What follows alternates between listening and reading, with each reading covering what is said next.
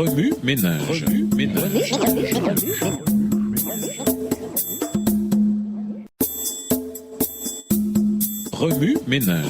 ménage. Bienvenue dans votre émission. Remue ménage. Nous voilà à la leçon de lundi, de l'épreuve au témoignage. Nous vous invitons à lire Acte 27. Pourquoi écouterai-je Paul, un prisonnier? C'est moi le patron du bateau.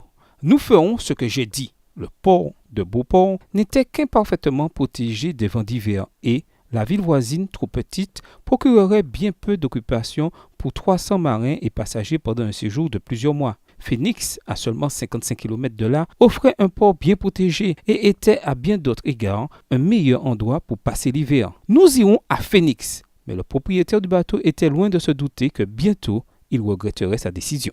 Il n'était pas allé bien loin qu'un vent impétueux, tel qu'à cette latitude succède souvent le vent du sud, éclata dans une fureur sans merci. Dès que le vent frappa le navire, sa condition devint désespérée. Le vent était si soudain que les marins n'eurent pas un moment pour s'y préparer. Ils ne purent que laisser le navire à la merci de la tempête. Au lieu de maugréer, Paul avait plutôt offert son aide et son soutien pendant la tempête.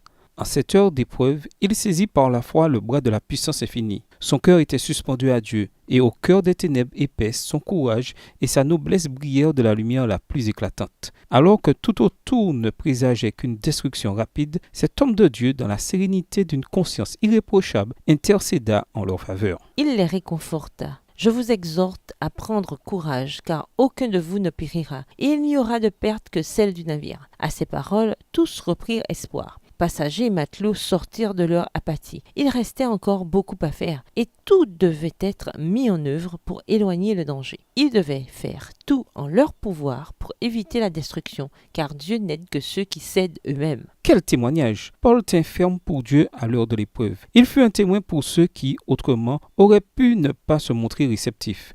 Acte 27, verset 44, nous informe qu'ils arrivèrent tous sains et saufs sur la terre ferme. Et tout cela fut possible grâce à la relation de Paul avec Dieu et à la réceptivité de l'équipage. L'épreuve se transforma en témoignage. Remue ménage. Lisez Acte 27, les versets 42 à 44. Et si le conseil de Paul n'avait pas été suivi, réfléchissez à une occasion où vous vous y êtes mal pris et que vous avez écouté ou n'avez pas écouté le conseil du Seigneur. Quel a été le verdict? En a-t-il valu la peine?